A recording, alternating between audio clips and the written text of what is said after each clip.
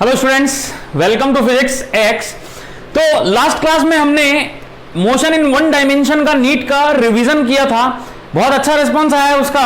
हमने लगभग 13 क्वेश्चंस उसमें सॉल्व किए थे, जिसमें सभी कॉन्सेप्ट वहां पे क्लियर हो गए थे laws of motion in one dimension के। ठीक है, आज हम करने वाले motion in two dimension, motion in plane में प्रोजेक्टाइल मोशन के ऊपर बेस्ड कुछ क्वेश्चंस। ठीक है, तो आज का टॉपिक है प्रोजेक्टाइल मोशन। तो आज हम कुछ क्वेश्चंस करके प्रोजेक्टाइल मोशन के सारे कॉन्सेप्ट देखेंगे और कुछ ट्रिक्स यूज करेंगे ताकि कभी भी कोई क्वेश्चन आपका गलत ना हो। ठीक है, और कितनी हम जल्दी सॉल्व कर सकते हैं वो हम देखेंगे। ठीक है, तो चलो स्टार्ट करते हैं प्रोजेक्टाइल मोशन से। क्वेश्चन नंबर 1 क्या है, ध्यान से सुनो। क्वेश्चन नंबर 1 है the path followed by particle by body projected along y-axis is given by y is equals to root 3x minus half x square. If g is equals to 10 meter per second square, then the initial velocity of the particle will be.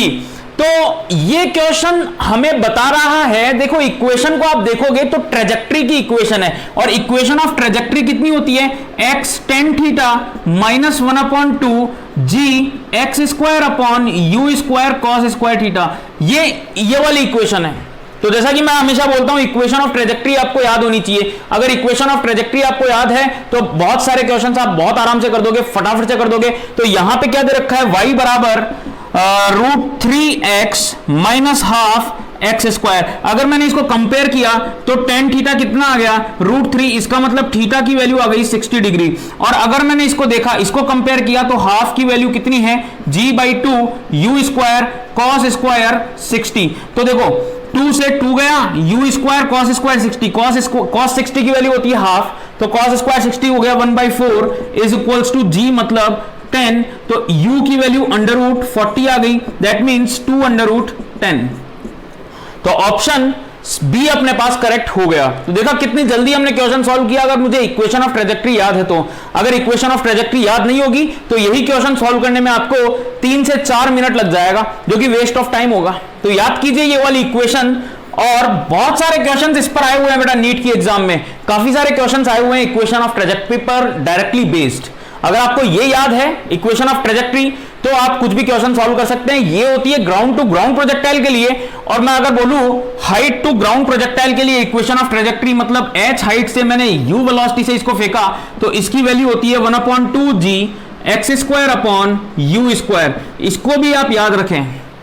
ठीक है, कोई जरूरी थोड़ी है यही question आ सकता है, वो भी आ सकता है। ठीक है, तो ये दोनों इक्वेशंस ऑफ ट्रेजेक्ट्री आप याद रखेंगे तो क्वेश्चंस बहुत ही आसानी से आपका सॉल्व हो जाएगा।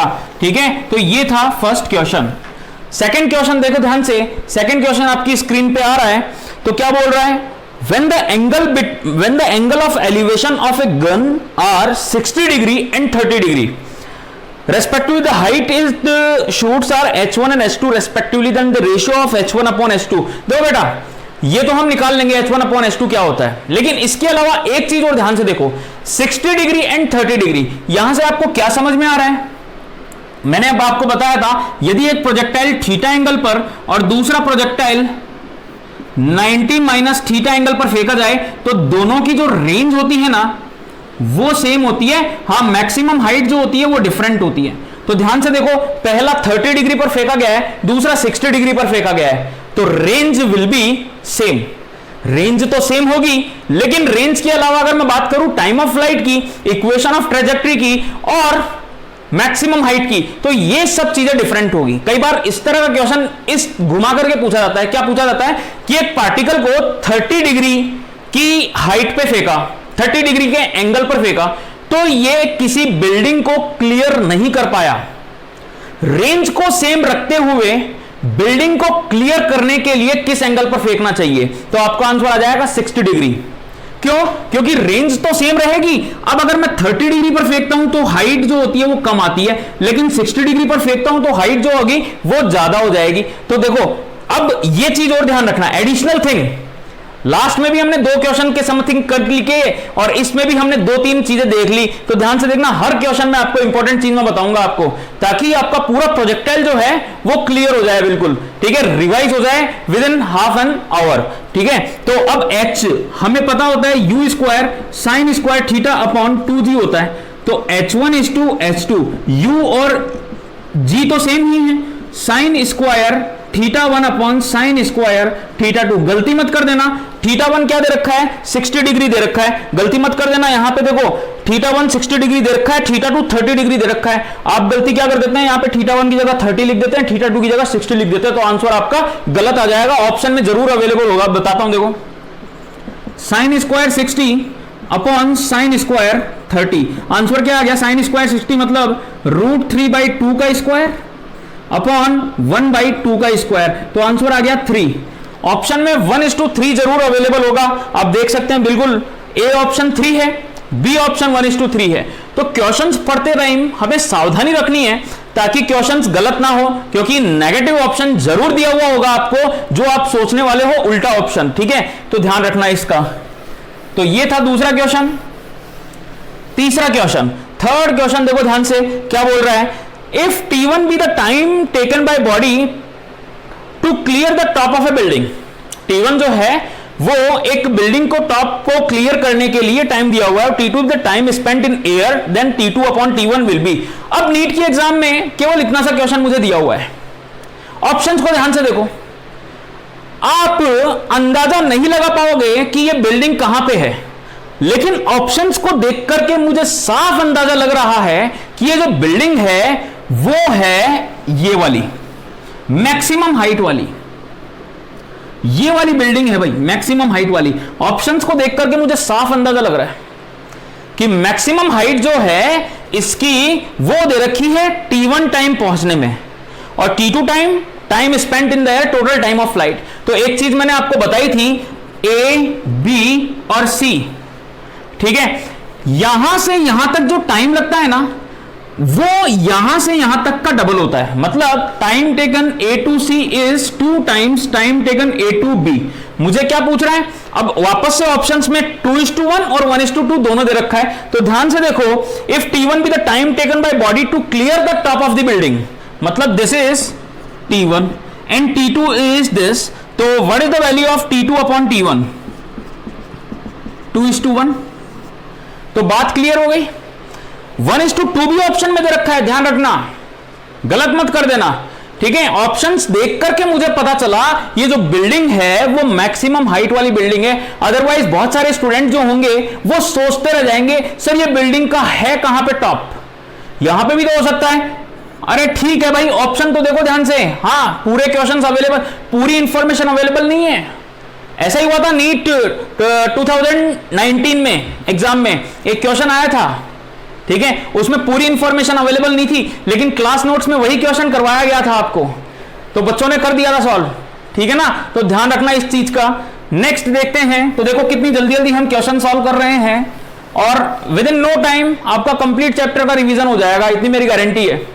विद इन नो टाइम मतलब केवल और केवल आधे घंटे में पूरा चैप्टर में रिवाइज करवाने वाला हूं आपको, ऐसा समझ लीजिए आप, ठीक है। नेक्स्ट क्वेश्चन नंबर 4 देखो ध्यान से। क्वेश्चन नंबर 4 क्या दिया हुआ बेटा, the coordinates of moving particles are given by x is equals to c t square and y is equals to b into t square, the speed of the particle is. ये projectile motion का question नहीं है, लेकिन ये motion in 2 dimensional का question है। आपको क्या क्या दे रखा है, x is equals to c into t square and y is equals to b into t square, speed पूछ रही है।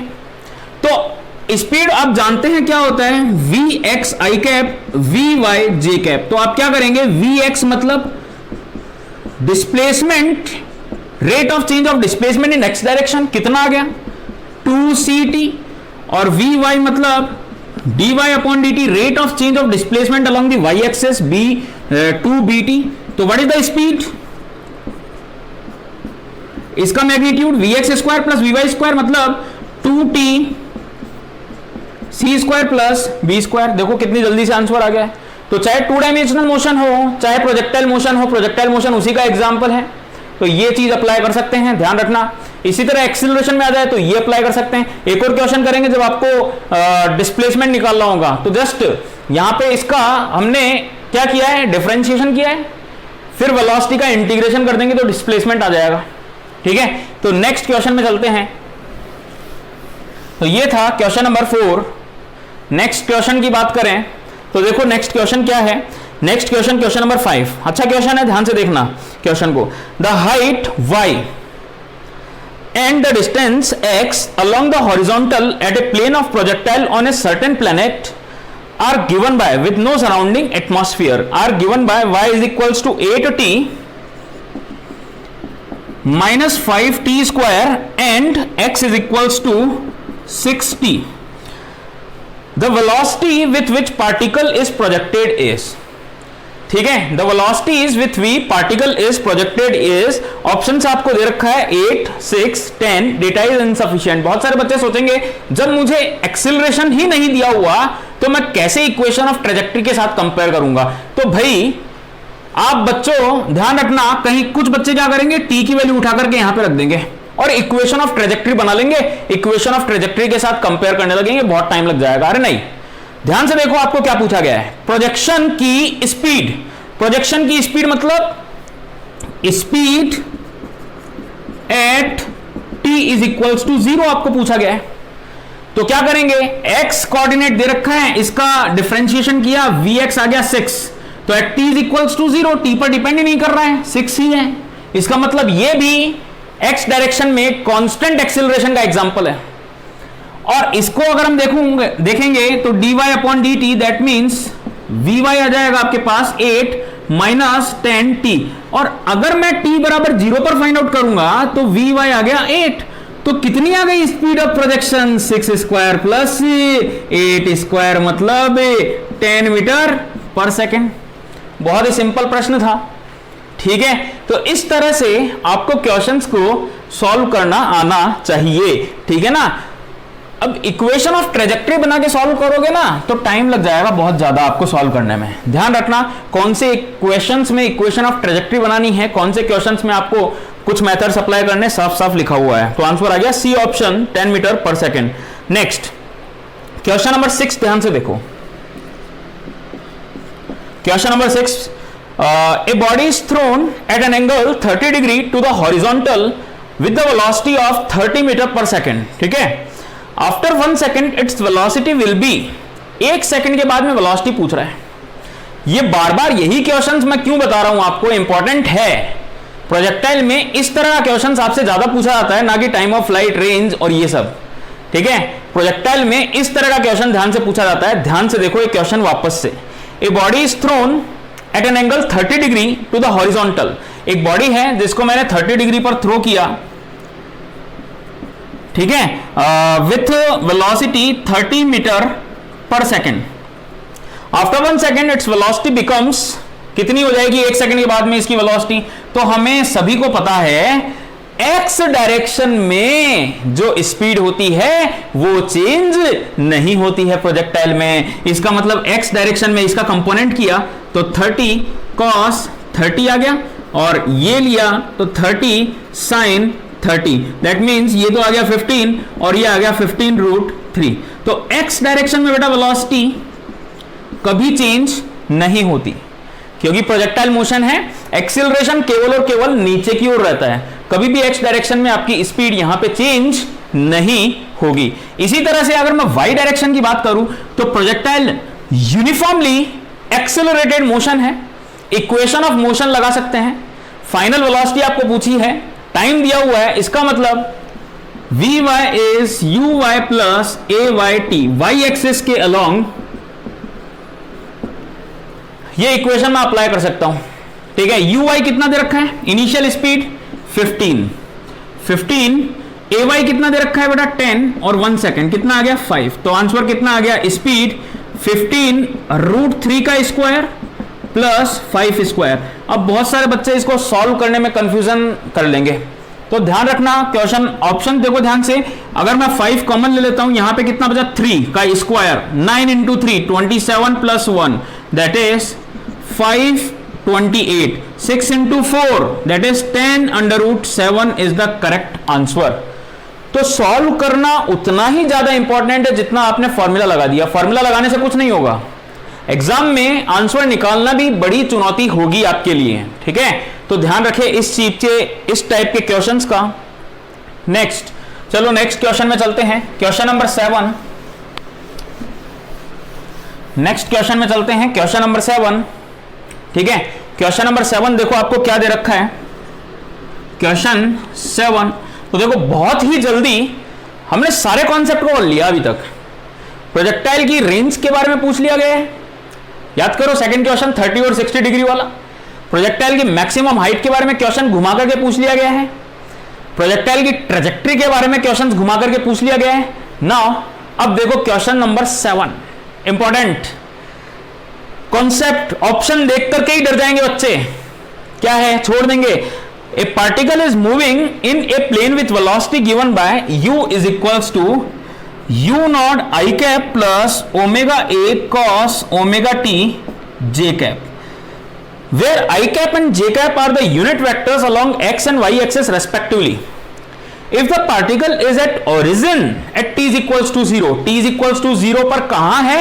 origin में है. Its distance from the origin at t is equals to 3 pi upon 2 omega पर 3 pi upon 2 omega. मैं ये कहूं option के हिसाब से डिस्टेंस नहीं होना चाहिए, डिस्प्लेसमेंट होना चाहिए। ऑप्शंस ध्यान से देखो, इसके root of x square plus y square के टर्म्स में ऑप्शंस हैं। इसका मतलब ये डिस्टेंस तो नहीं हो सकता, क्योंकि डिस्टेंस ऑफ द प्रोजेक्टाइल जो होता है वो पैराबोलिक पाथ की डिस्टेंस की अगर मैं बात करूंगा तो यहां से लेकर यहां तक की लेंथ होगी, कर्व्ड पाथ की लेंथ, जो कि कहीं पर भी ऐसा कोई ऑप्शंस आपको नहीं दिया हुआ है। ऑप्शन ध्यान से देखो, मैं बताना चाह रहा हूं आपको, खाली ऑप्शन देखो। डिस्टेंस के नाम से हजारों बच्चे इस क्वेश्चन को छोड़ देंगे, केवल और केवल किस नाम से? डिस्टेंस के नाम से। लेकिन हम ऑप्शन देखेंगे, ऑप्शन में क्या बोल रहा है बेटा। जैसे मान लो ये डिस्टेंस आ गई, इस पॉइंट पर पहुंच गया, तो यहां से यहां तक की डिस्टेंस कर्व्ड पाथ। आपको ऑप्शन में x square plus y square दिया हुआ है, इसका मतलब हाइपोटेन्यूज ये पूछ रहा है। और ये क्या है बेटा? डिस्प्लेसमेंट है। मतलब आपको डिस्टेंस पूछ रहा है, ऑप्शन में डिस्प्लेसमेंट दे रहा है। ऐसे क्वेश्चंस आते हैं नीट में, आप बच्चे सभी जानते हो कि ऐसे क्वेश्चन पूछे गए थे लास्ट ईयर भी, हर साल पूछे जाते हैं कि पूछता कुछ और है और स्टूडेंट को सेल्फ समझना होता है कि क्या निकालना है क्वेश्चन में। तो आपको डिस्प्लेसमेंट पूछ रहा है, ना कि डिस्टेंस। तो डिस्प्लेसमेंट निकालने के लिए मैं क्या करूंगा, देखो इसके कोऑर्डिनेट्स अगर x, y है तो x का मतलब क्या हो गया? ये दूरी, और y का मतलब क्या होगा? ये। अब बच्चे बोलेंगे सर नहीं आप गलत बता रहे हो, डिस्टेंस पूछा है तो हम डिस्टेंस ही निकालेंगे ना, ऑप्शन से क्या मतलब है? अरे नहीं भाई, ये पूछ रहा है कि ये पॉइंट ऑफ प्रोजेक्शन से ये वाला पॉइंट कितना दूर है। पॉइंट ऑफ प्रोजेक्शन से ये वाला जो पॉइंट है वो कितना दूर है।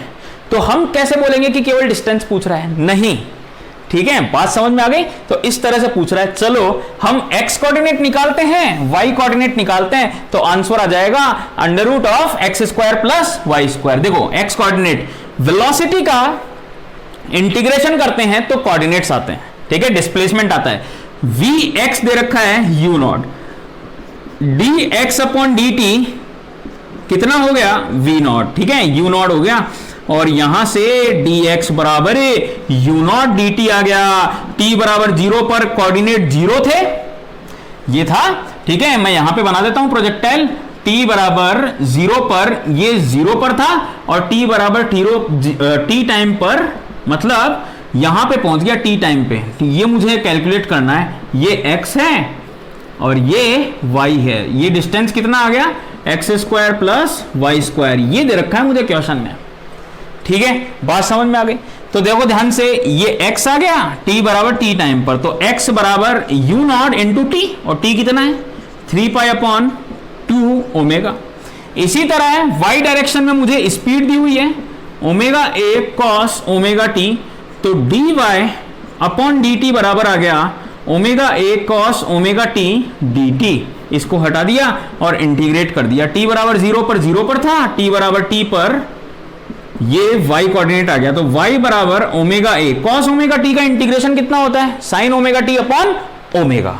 रख दो यहाँ पे correct value, omega sine omega t, limit रखा 0 से 3 पाई अपॉन 2 ओमेगा। ओमेगा से ओमेगा गया, इसका मैग्नीट्यूड कितना आ गया भाई? a sine omega 3π/2 omega. आप देखोगे साइन 3π/2 की वैल्यू कितनी होती है -1, तो माइनस का a। तो आंसर कितना आ गया? करेक्ट आंसर ये आ गया a² प्लस 3π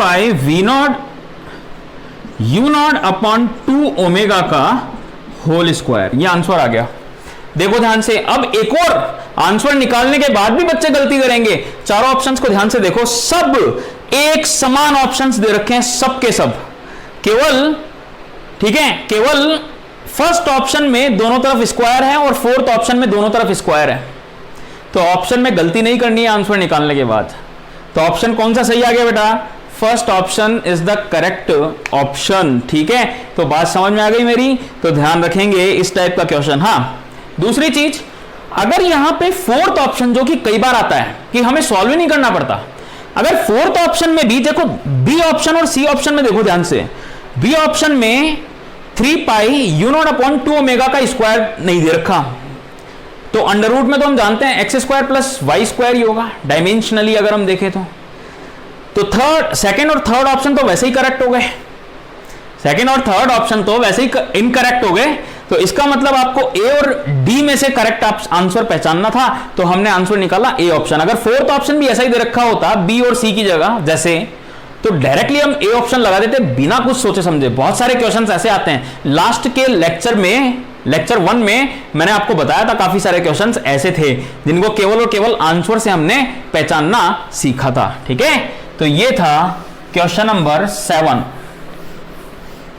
सभी तरह के क्वेश्चंस यहां इंक्लूड हो गए। प्रोजेक्टाइल मोशन की अगर हम बात करें तो सभी तरह के क्वेश्चंस। नेक्स्ट क्वेश्चन देखो, क्वेश्चन नंबर 8, बहुत ही इंटरेस्टिंग क्वेश्चंस हैं। क्वेश्चन नंबर 8 क्या कहता है? A ball thrown by one player reaches the other in 2 seconds. Simple सी बात बोल रहे, पहचानो क्या दे रखा है? टाइम ऑफ फ्लाइट आपको गिवन है 2 seconds. The maximum height attained by the ball about the point of projection will be. सब कुछ बिल्कुल सिंपल सा दे रखा है। टाइम ऑफ फ्लाइट आपको दे रखा है 2 सेकेंड्स, ठीक है, और मैक्सिमम हाइट पूछ रहा है। डायरेक्टली फॉर्मूला यूज कर लो, u sin theta upon 2u sin theta upon g time of flight होता है। तो u sin थीटा की वैल्यू कितनी आ गई बेटा? g, मतलब 10।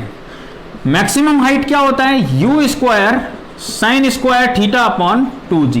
u साइन थीटा की वैल्यू आपके पास 10, 10 इंटू 10, इन दोनों का स्क्वायर 2 इंटू 10, आंसर आ गया 5 मीटर। बिल्कुल डायरेक्ट क्वेश्चन दे रखा है, कुछ नहीं देना आपको, कुछ घुमा फिरा करके कुछ भी इसमें नहीं यूज हो रहा। ठीक है, समझ में आया? क्वेश्चन नंबर 8, इस तरह से हमने 8 क्वेश्चन किया। नेक्स्ट देखो क्वेश्चन नंबर 9, फटाफट से क्वेश्चन करते हैं। देखो कितनी जल्दी हमने सारे कॉन्सेप्ट समझ लिए, केवल और केवल प्रोजेक्टाइल पर बेस्ड, कोई इसके अलावा क्वेश्चन नहीं आएगा। ठीक है, इसके अलावा कोई क्वेश्चन आपको नहीं पूछा जाएगा, सारे तरह के क्वेश्चन हमने देख लिए। Question number 9 very interesting question. बहुत सारे बच्चे क्वेश्चन को पढ़ेंगे ही नहीं, अरे वाह क्या क्वेश्चन दे रखा है फालतू का। Rishabh and Beppi are playing with 2 different balls of masses m and 2m respectively. If Rishabh throws his ball vertically up, केवल और केवल वर्टिकली अप थ्रो करता है, and Beppy throws an angle theta angle पर projectile motion, both of them stays in our view for the same period। बेटा time of flight same दे रखा है, the height attained by the balls are in the ratio of। अरे यार, अब यहां पे ध्यान से आप देखोगे तो प्रोजेक्टाइल मोशन, ये क्वेश्चन तो लिखने की भी आवश्यकता नहीं है आपको। और ये इसका टाइम ऑफ फ्लाइट कितना होता है? 2u अपॉन g होता है, और इसका टाइम ऑफ फ्लाइट कितना होता है? 2u sine theta upon g होता है। ये सेम है, ठीक है।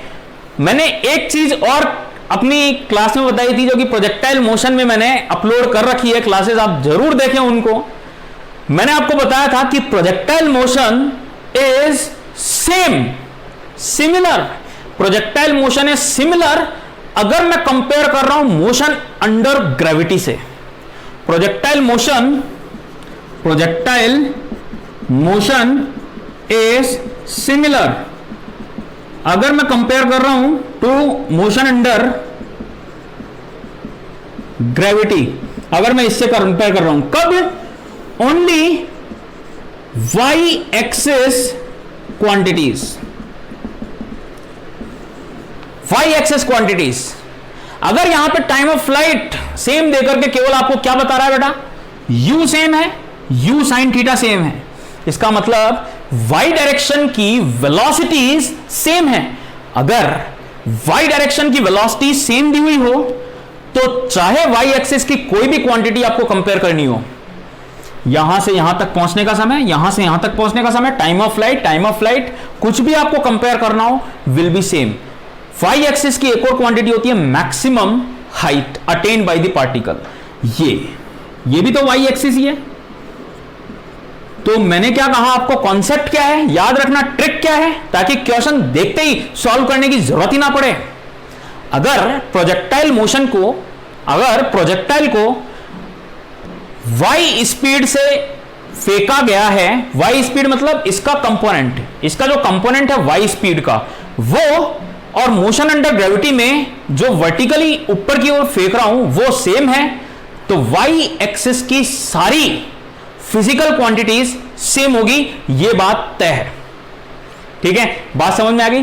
y एक्सिस की सारी क्वांटिटीज बिल्कुल सेम होगी, कुछ सोचना ही नहीं है। क्वेश्चन को जितना मैंने लिखा है उतना भी लिखने की आवश्यकता नहीं है। वापस से सुन लो मैं क्या बोल रहा हूं।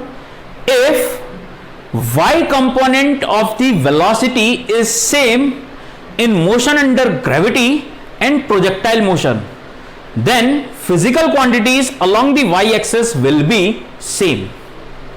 ठीक है, h टाइम ऑफ फ्लाइट भी हम y एक्सिस से तो निकालते हैं ना, याद करो टाइम ऑफ फ्लाइट में कैसे निकालता हूं, यहां से यहां पे second equation of motion ut plus half a t square uy ay, displacement is 0, time of flight is 2uy upon g, और यहां पे टाइम ऑफ फ्लाइट मैंने क्या बोल दिया, if u and uy are same then y axis की सभी quantities same होगी। तो ये था 9th क्वेश्चन, बहुत ही सिंपल, आसान, सरल क्वेश्चन, जितना बड़ा आंसर उससे बहुत बहुत बहुत छोटा है। सोचना ही है खाली आपको और टिक करना है करेक्ट ऑप्शन। क्वेश्चन नंबर 10 ध्यान से देखो, इंटरेस्टिंग क्वेश्चन, क्योंकि ऑप्शंस देख करके ऐसा लग रहा है गड़बड़ हो जाएगी। ठीक है, a projectile is thrown at angle theta and 90 minus theta. वापस से देखो, थीटा और 90 माइनस थीटा की क्या प्रॉपर्टी होती है, रेंज सेम होती है, टाइम ऑफ फ्लाइट और मैक्सिमम हाइट डिफरेंट होते हैं। From the same point then the same velocity of 98 metre per second, दोनों की same point 98 metre per second, the height attained by them is, तो सोचो अगर मैं थीटा, ठीक है, height attained by them is, the difference of height is 50 metre, if h1 minus h2 is given 50 metre, maximum height का difference दे रखा है मुझे। ठीक है, एंड वो बोल रहा है कि प्रोजेक्टाइल को 90 मीटर पर सेकंड से थ्रो किया है, if the height attained by them, कितनी होगी उनके द्वारा हाइट अटेंड की गई। ठीक है, तो देखो ध्यान से, h1 अगर मैं theta and 90 minus theta, h1 की अगर मैं बात करूं तो u square sine square theta upon 2g आता है, h2 की मैं बात करूं तो u square sine square 90 minus theta upon 2g आएगा। That means h2 is u square cos square theta upon 2g। अब मुझे ये इक्वेशन दे रखी है, ऑफकोर्स ही बात है, h1 और h2 कैलकुलेट करने के लिए there must be a second equation, और सेकंड इक्वेशन देखो, इन दोनों टर्म्स को ध्यान से देखो, यहां पे साइन स्क्वायर थीटा आ रहा है, यहां कॉस स्क्वायर थीटा आ रहा है, अगर इन दोनों को ऐड कर दूं तो sine square theta plus cos square theta is 1, तो ऐड मैंने कर दिया, u square upon 2g answer आ गया यहां पे, और u स्क्वायर की वैल्यू कितनी है बेटा, 98 इंटू 98 अपॉन 2 इंटू 9.8। क्वेश्चन को सॉल्व करने के लिए मैं 9.8 लिख रहा हूं खाली, कितना आ गया 10, ये आ गया बेटा 5, ये 98 का मतलब कितना है, केवल कैलकुलेशन करने के लिए मुझे 98 इंटू 98 करने बैठ गया तो हो गया कल्याण मेरा। ध्यान रखें, 98 इंटू 98, अगर क्वेश्चन में कोई कैलकुलेशन आ रही है तो उसको सिंप्लीफाई करने की कोशिश करो। ठीक है, 98 को मैं कितना लिख सकता हूं, 9.8 g होता है ना, तो 10g हो गया क्या, 10 इंटू 5 50g, तो h1 प्लस h2 50g आ गया, h1 प्लस h2 50g और h1 माइनस h2 50, दोनों को ऐड कर दिया, 2h1 कितना आ गया 50g। अब g को मैं 10 लिख लेता हूं एक बार क्वेश्चन को सिंप्लीफाई करने के लिए। 500 प्लस 50 550, तो h1 कितना आ गया भाई 550 डिवाइड बाई 2। अगर मैं देखूं इसको, इसकी वैल्यू लगभग 275 आ गई। अब 275 के पास वाला जो आंसर है वो देखो कौन सा दिया हुआ है, क्या 300 275 के पास है या 270 पास है? 270, तो 270 तो h1 आ गया, 270 तो h1 आ गया। इन दोनों का डिफरेंस 50 है तो h2 आ गया 220।